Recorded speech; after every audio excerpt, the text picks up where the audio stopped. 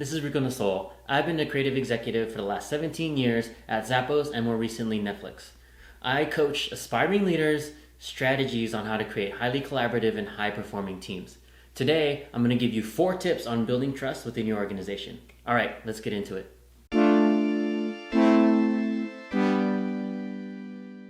It takes a lot to build trust on your team, and hopefully with these 4 tips, if you can deploy them appropriately, and there's more other things, but these are the 4 main ones that I recommend.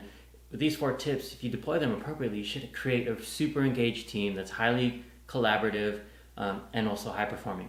So tip number 1, be transparent. Tell them what you're thinking when you're thinking it, even if it's not a fully formed thought. So if you're thinking about changing the organization, or if you're thinking about some major change, talk about it with your teams. Even if it's not fully thought out, just say like, look, this is what I'm thinking, this is the context I have, I just want to let you know. If you let them know, then they'll feel like they're part of the process. The changes are going to be happening with them, not happening to them. And if you don't know, if there's a situation or even a question that someone asks you and you don't know, say that. I don't know the answer right now, this is how I'm thinking about it, but actually let me go find out. There's power in saying I don't know. You don't want to make something up or create some falsehood that then has to become true. Then they won't trust you, especially if they find out that you weren't honest. Oh, and on top of that, like with that being said, always be open and honest. I ask that everyone around me be always open and honest. Agree explicitly, disagree explicitly, but we can only work better together if we're all open and honest. And then share everything that you know. Knowledge isn't power in terms of like, if I hold this knowledge, it makes me more valuable to the company. What usually happens is the company will find ways around you, and then you end up losing your job anyway. So share everything that you know, like you should be creating succession plans anyway. Just share everything you know so everybody has all the context. So then every time you make a decision, everybody can better understand where you're coming from. And then allow people to ask questions. So like I was saying, if you're thinking about organizational change, talk about how you're thinking about it, and then open it up to everybody else to ask you questions. You never know, they'll actually probably have better ideas, and they'll refine your thought or maybe even change the train of thought that you had to begin with. And then some people say like, well, how do you do this with very large teams? So I've led teams that was just me, and I built them up to teams of almost 170 people with external networks of almost 300 people. So when you're talking to that amount of people, it's not economical or reasonable to have larger meetings. But what you can do is send out weekly, bi-weekly emails that really tell your teams what you're thinking, what are your priorities for that week. Is the business changing? Are there different things that are going on that may affect your team? And you can keep that professional and personal. There may be things that are happening in your life that you want to be transparent about.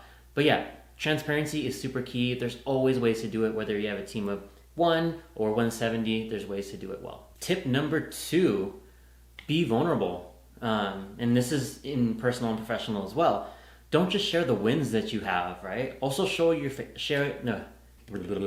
don't just share the wins that you had. Also share your failures.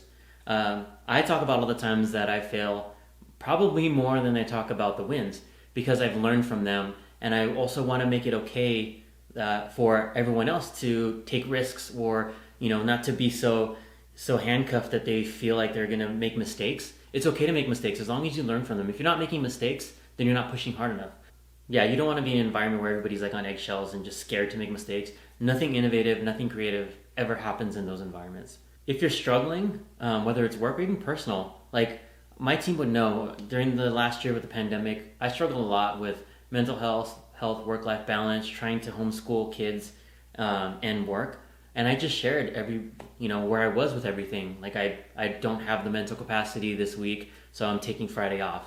Or, all of the xenophobia and all the things that are happening in the world, I'm having a hard time with it, so I need to take some time off.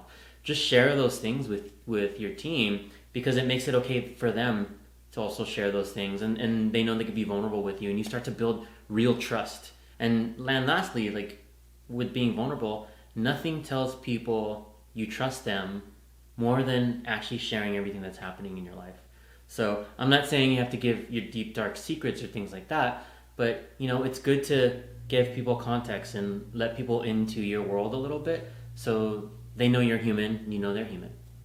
By the way, if you like the content, please subscribe so you get notified every time I upload some new content. I do so at least once a week. And then also follow me on my socials, which will be linked below. And then you can check out me at riconasol.com. Tip number 3, and you've heard me say this before, and I'm going to say it again, is seek to understand.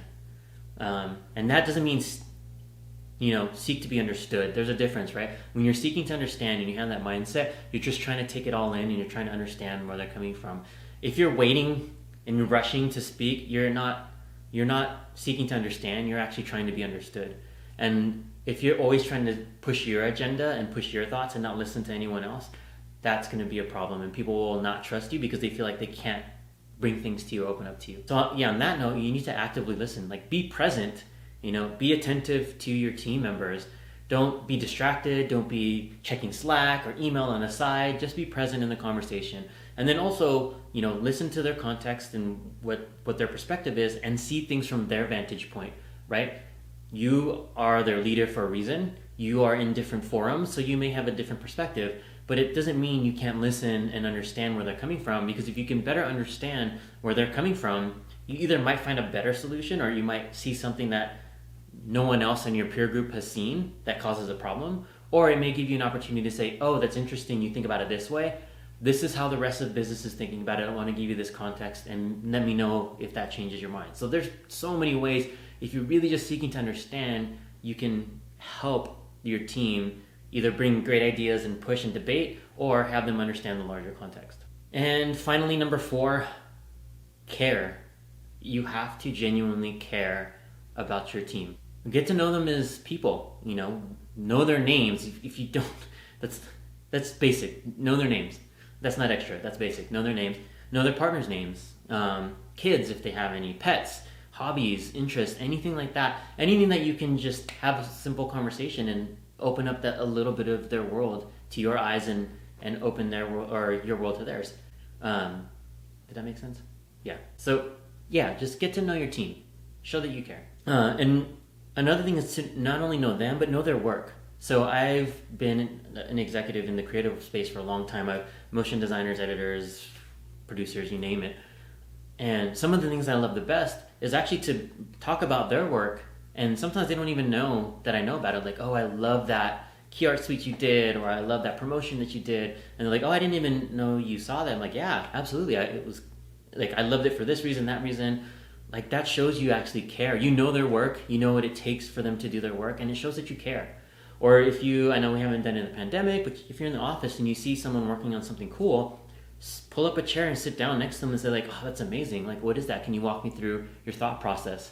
Because this looks super cool. And then, you can give critical feedback. But since you're doing this habitually, they know that you care, you understand their craft, and, you're there as well as just as a creative. And if you can do that, you can really show that you value them as people, as coworkers, and as members of the larger organization. If you don't do that, then, they're going to feel like just a number.